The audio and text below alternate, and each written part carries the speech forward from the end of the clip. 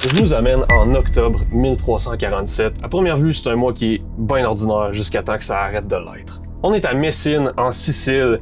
Le soleil plombe sur les quais, c'est une belle journée chaude. Les mouettes crient, puis ça s'engueule bien fort chez les travailleurs sur le bord de l'eau. En gros, absolument rien d'inhabituel en cette belle journée. Les gars sur le bord des quais, ils attendent juste une énorme livraison commerciale. Ils attendent en fait 12 galères génoises qui reviennent tout juste de la mer Noire. Dans le fond, c'est pas compliqué, c'est le jackpot qui arrive. Fait que des épices, de la soie, puis ben du cash, ben de l'argent. Puis quand les gars voient les voiles apparaître au loin, le monde commence à respirer mieux. Mais plus les bateaux approchent, plus il y a une espèce de silence qui s'installe sur le quai. Il y a quelque chose qui fonctionne pas. Visiblement, il y a quelque chose qui marche pas. Les manœuvres sont croches, les navires zigzaguent comme si t'étais juste complètement sous ou un bourré en bon français. Il y a même personne sur les ponts pour lancer les amarres. Il y a juste le bruit du bois qui craque, puis les voiles déchirées qui claquent au vent. Et quand les gars du port finissent par monter à bord des navires pour voir ce qui se passe, parce que visiblement, il y a de quoi qui fonctionne pas, c'est l'odeur qui les frappe en premier. Une espèce d'odeur forte de charogne, de viande qui a été oubliée en plein soleil. C'est complètement dégueulasse. Puis ce qu'ils trouvent dans le fond des bateaux, c'est pas un équipage, c'est un cimetière.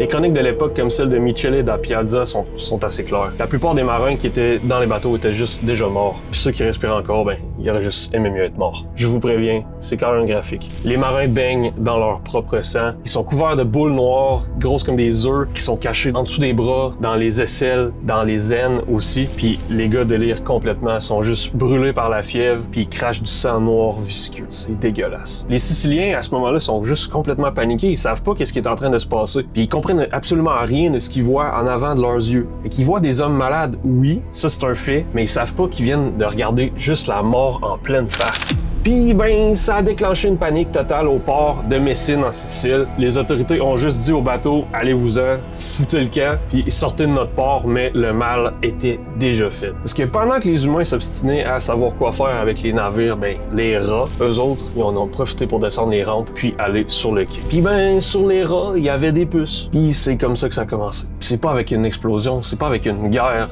qui a anéanti des millions de personnes, mais c'est juste l'histoire d'un rat, quelques rats qui débarquent en Sicile. Et en l'espace de 5 ans, ce passager clandestin-là va avoir effacé, selon les pires estimations, attention, jusqu'à 50% de la population de l'Europe du temps. En gros, c'était une personne sur deux. Ciao. Si tu fermes les yeux 2 secondes, pense à ta famille, à tes chums, tes amis, pouf, une personne sur 2 disparue maintenant. C'est absurde. Bienvenue dans l'apocalypse de 1347. Bienvenue dans l'horrible histoire de la peste noire.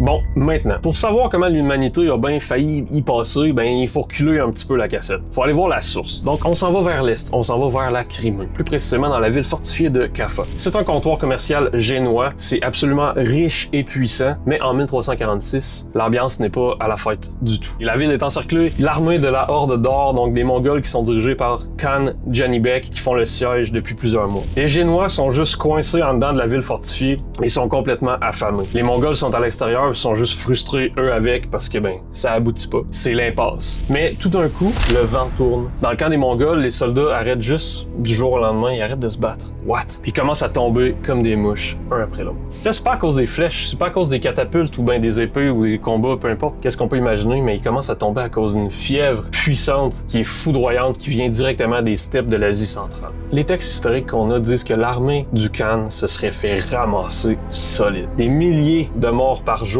Même les guerriers les plus redoutables seraient tombés au combat, puis ils se seraient pliés en deux, voire vomir du sang noir. Les gars étaient juste terrassés par un ennemi qui était invisible. Donc, Janibek, le chef mongol, il sait qu'il a perdu. Il sait qu'il a perdu le siège. Il peut pas prendre la ville avec une armée qui est mourante. Ça ne fait pas de sens. Et ce qu'il décide de faire, c'est quand même assez un move de mauvais perdant. Fait qu'il y a une idée complètement débile. Donc, c'est une idée qui va juste changer totalement l'histoire du monde. Selon le notaire génois Gabriel de Mussy, qui a vu ça de ses yeux vus, le Khan, qui est le dirigeant de l'armée mongole, il ordonne une dernière manœuvre avant de se replier. Il fait ramasser, qui sont encore chauds et purulents, c'est dégueulasse. Il les fait empiler sur des trébuchets et sur des catapultes et puis il ordonne de tirer. Imagine la scène à l'intérieur de la forteresse de Caffa. Tout est juste un habitant, un pauvre paysan qui attend de manger, puis tu regardes le ciel en espérant avoir de la pluie parce que t'as pas d'eau non plus. La seule affaire qui te tombe dessus, c'est une pluie de liquide corporel dégueulasse, puis de cadavres.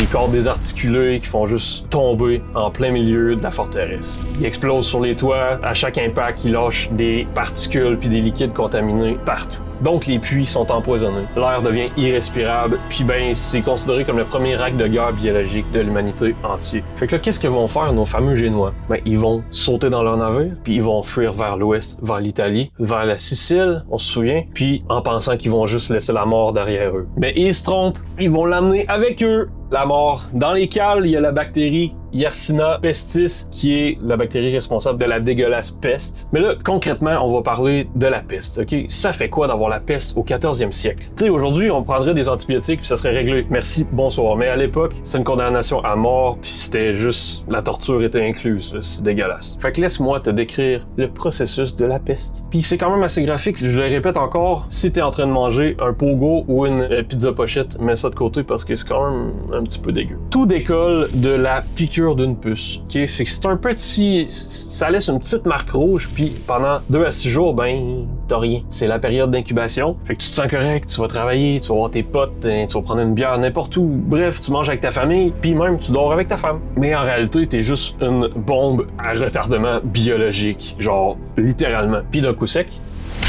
bang! Une fièvre brutale, tout simplement. Fait que tu grelottes comme si t'étais juste complètement gelé dans la neige, puis même tu brûles, puis t'as l'impression qu'on te cogne des clous dans le crâne, puis là, ben c'est là que le corps commence à se déformer. Donc, Giovanni Boccaccio, un écrivain qui a survécu à la Black Plague, il a décrit l'horreur. Donc la peste s'attaque au système lymphatique, puis pour faire simple, ben c'est les endroits où est-ce qu'on a des ganglions. Le cou, les aisselles, les aines, que je ne montrerai pas, il y a des bosses qui poussent. Puis ça, c'est ce qu'on appelle les fameux bubons, donc la peste bubonique. Au début, c'est gros comme une amande, comme une noix, mais en 24 heures, c'est gros comme une pomme, et même parfois comme un œuf d'autruche. Malheureusement, c'est arrivé. Fait que c'est des bosses qui sont énormes, qui sont dures comme le roc, puis qui sont absolument horriblement douloureuses même. Donc juste le fait d'un drap qui frotte sur la bosse, ça a l'air que ça fait excessivement mal. En fait, les bubons, c'est le corps qui essaie de retenir l'infection, de la contrôler, mais il échoue, lamentablement. Le bubon devient noir, violet, puis se remplit de pus. Puis si t'es chanceux, ben le bubon, il pète tout seul, mais souvent l'infection, ça passe dans le sang, puis ça tombe en septicémie, qui est malheureusement mortelle à cette époque-là. Ben même encore aujourd'hui, si c'est pas traité, bref, tu comprends. C'est un peu à ce moment-là que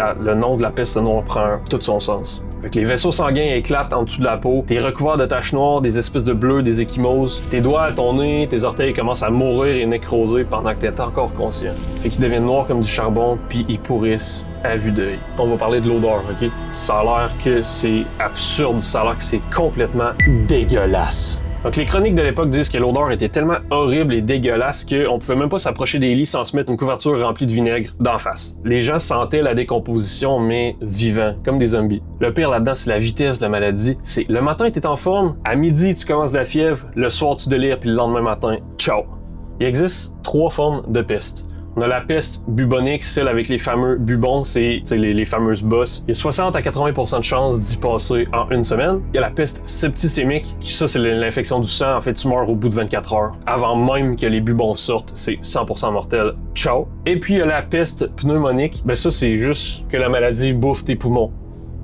C'est tout. Tu craches sur les autres, tu te noies dans ton propre sang. Fait que on s'entend, c'est excessivement contagieux, puis c'est 100% mortel aussi. Fais juste prendre 30 secondes pour imaginer l'angoisse que ces gens-là ont pu vivre. Tu sais, ils se réveillaient avec un mal de tête, ils savaient que c'était terminé, ils savaient que c'était fini d'ici quelques jours, et que tu regardes tes enfants, puis tu sais probablement que tu viens de les contaminer aussi. Fait que juste en respirant à côté d'eux. Bon, on est rendu à l'histoire des fameux médecins. Qu'est-ce que la médecine a fait dans ce temps-là? On va malheureusement un peu briser un mythe qui est populaire. Puis quand je te dis médecin de la peste, tu dois probablement penser, tu sais, t'as sûrement la même image que moi j'avais avant de travailler sur ce script-là. Un espèce de long manteau en cuir noir, le chapeau ultra large, puis l'espèce de masque épeurant en forme de bec d'oiseau. On a toute la même image en tête, celle-ci.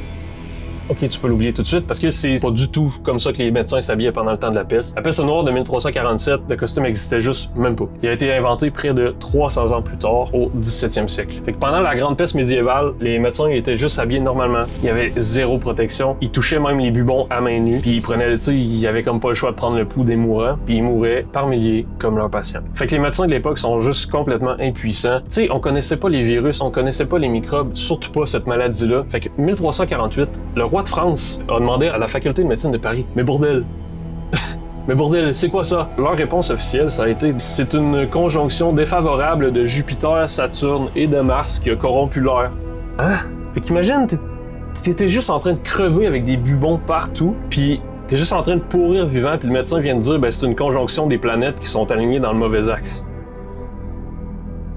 Puis les remèdes qu'on avait, ben ils étaient juste un petit peu ridicules, puis même ils aidaient pas pantoute la cause. Fait qu'il y en a qui perçaient les bubons avec des fers rouges pour faire sortir le poison. Il y en a qui appliquaient un pigeon coupé en deux, le fameux pigeon coupé en deux sur la plaie pour je sais pas quelle raison. Ils forçaient les malades à boire de l'or liquide ou des émeraudes écrasées. Ça, c'est si t'avais de l'argent. Puis ils conseillaient de pas prendre de bain parce que souvent, ça ouvrait les pores à l'air qui était contaminé. Laisse-moi en douter.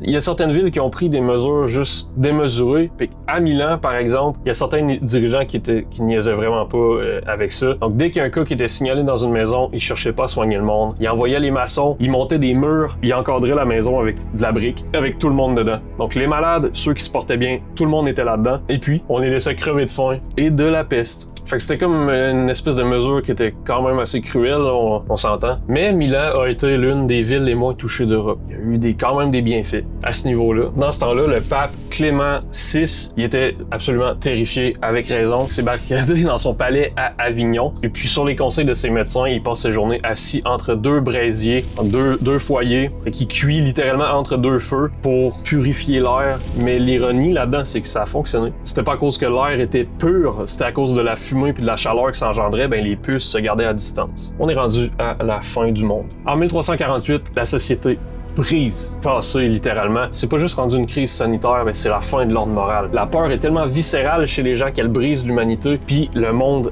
devient juste complètement cinglé avec ça. Il y a certaines chroniques qui racontent que les pères et les mères abandonnaient leurs enfants. Ils disaient c'est pas mon fils, c'est un monstre. Les maris s'enfuyaient en laissant leurs femmes qui étaient mourantes. Puis, bref, c'était le complet chaos là-dedans. En gros, ils laissaient les gens mourir chez eux, puis des fois, ils s'en rendaient compte juste des jours, voire des semaines après, parce que l'odeur était juste complètement dégueulasse. Il n'y avait plus de funérailles, il n'y avait plus de rites funéraires, les cloches des églises ne sonnaient plus parce qu'il y avait juste trop de monde qui était décédé. Le pape a même été obligé de bénir le Rhône à Avignon pour qu'on puisse y jeter les cadavres directement à l'intérieur du fleuve parce que la terre était juste trop pleine. Fait qu'il empilait les corps en forme de lasagne. Ouais, couche de terre, cadavre, couche de terre, cadavre. J'espère que t'es pas en train de manger. Les gens se disaient, ben, on va crever demain, fait qu'on va aller voler les riches, puis on va étendre nos maladies partout. En gros, ben, c'est ça qu'ils ont fait. Fait qu'ils rentraient dans la maison des riches, qui étaient morts, ils buvaient leur vin, ils buvaient leur alcool, puis faisaient le party au milieu des cadavres. La fête un peu du désespoir. Puis là, on va parler des flagellants. C'est une des images les plus glauques de cette époque-là. Des colonies de centaines d'hommes torse nus qui marchent de ville en ville, et qui chantent des espèces des chansons lugubres en se fouettant le dos avec des lanières de cuir cloutées de fer. Le sang giclait sur la foule, parce qu'ils pensaient en fait que Dieu avait puni l'humanité pour peu importe la raison, fait qu'ils se punissaient eux-mêmes pour calmer la colère de Dieu. Puis le drame, ben c'est que les flagellants, en voyageant comme ça, ben pour sauver le monde, ils ont juste transporté les puces avec eux, puis ils ont juste empiré la situation. Fait qu'ils ont propagé la maladie encore plus vite. Fait que quand la prière marche pas, ben nécessairement on cherche un coupable. Il y a une rumeur qui était partie à ce moment-là. Il disait c'était pas naturel, c'est quelqu'un qui nous empoisonne. Fait que là l'Europe s'est tournée vers la cible habituelle de l'époque, les Juifs. Ça c'est malheureusement un des chapitres les plus honteux. En gros, les communautés juives se faisaient accuser d'empoisonner les puits. À Strasbourg, la journée de la Saint-Valentin en 1349, ils ont pas attendu que la peste arrive puis débarque sur place. Ils ont parqué, ils ont stationné 2000 Juifs sur une immense plateforme de bois au cimetière de Strasbourg, puis ils ont brûlé vif. C'est horrible. La peur, là, pour vrai, ça rend les hommes complètement cinglés. C'est même quasiment plus dangereux que la maladie elle-même.